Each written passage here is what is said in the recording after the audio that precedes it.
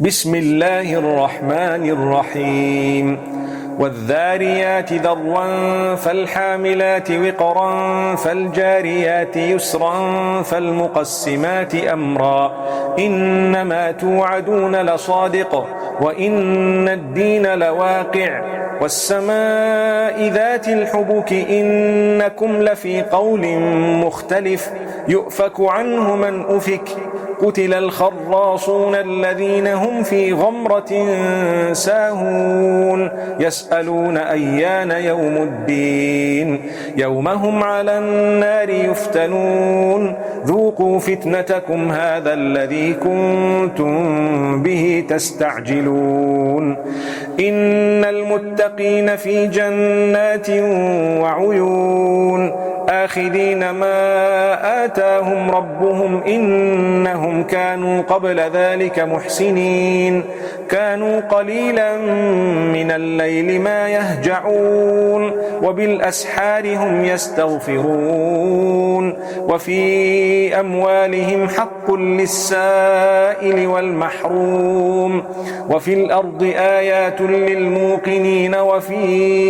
أنفسكم أفلا تبصرون وفي السماء رزقكم وما توعدون فورب السماء والأرض إنه لحق فورب السماء والأرض إنه لحق مثل ما أنكم تنطقون هل أتاك حديث ضيف إبراهيم المكرمين إذ دخلوا عليه فقالوا سلاما قال سلام قوم منكرون فراغ إلى أهله فجاء بعجل سمين فقربه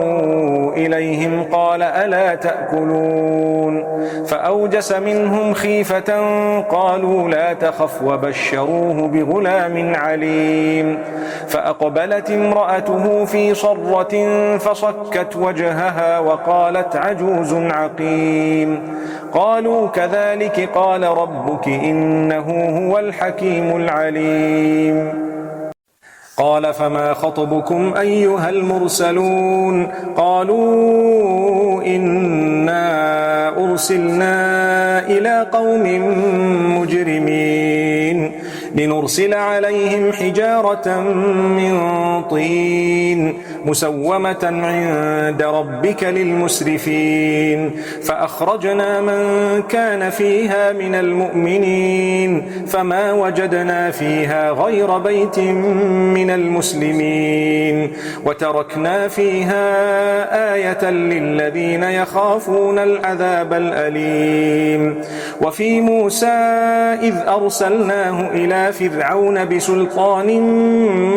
مبين فتولى بركنه وقال ساحر أو مجنون فأخذناه وجنوده فنبذناهم في اليم وهو مليم وفي عاد إذ أرسلنا عليهم الريح العقيم ما تذر من شيء أتت عليه إلا جعلته كالرميم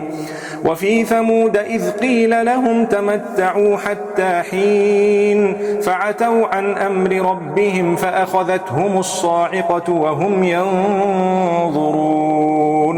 فما استطاعوا من قيام وما كانوا